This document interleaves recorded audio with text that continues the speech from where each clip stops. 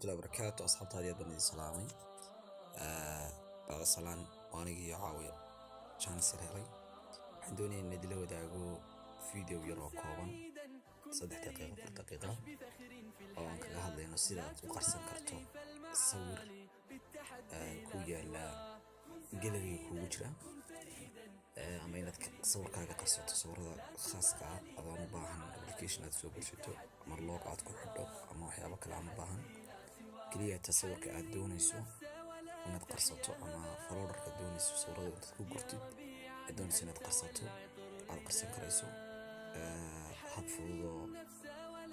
u dhaqsiya badan baan ku tusayaa.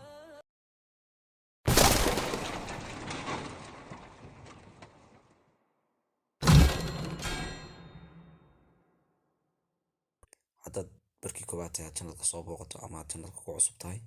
fadlan like share muuqaalkan iyo subscribe noo saar kambaleelkana furo si ay kuu soo gaadho fiidiyoda kale cusub insha allah.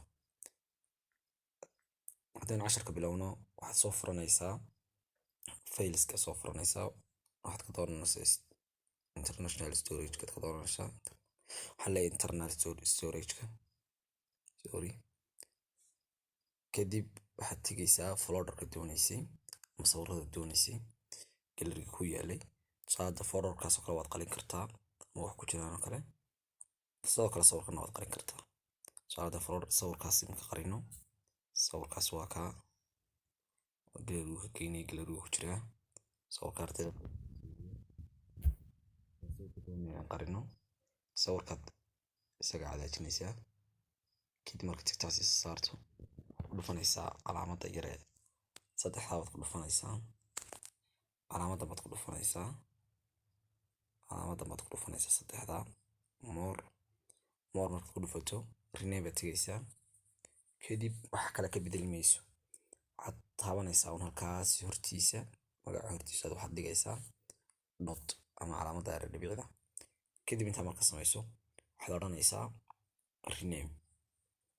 waad aragtaa sawirkii meesha uu ka baxay waa la qariyay waa la highlight gareeyay sawirkii sidaas ayaa lagugu highlight gareynaya sawirkaada ama sawirada u baahan tahay sida lagugu highlight gareynaya sala folderna waad ku samayn kartaa folderkana kaliya umaad odhanaysaa isna more baad ka dooranaysaa rename baad tegaysaa isna halkii baad ka horreysiinaysaa isna waa lagu qarinaya markaas haddii aad casharkaas ka faa'iideen insha allah share dhaha muuqaalka sii gudbiya sidoo kalena subscribe iyo like ba aad mahadsantihiin. Assalaamu calaykum warahmatullahi wabarakatuh.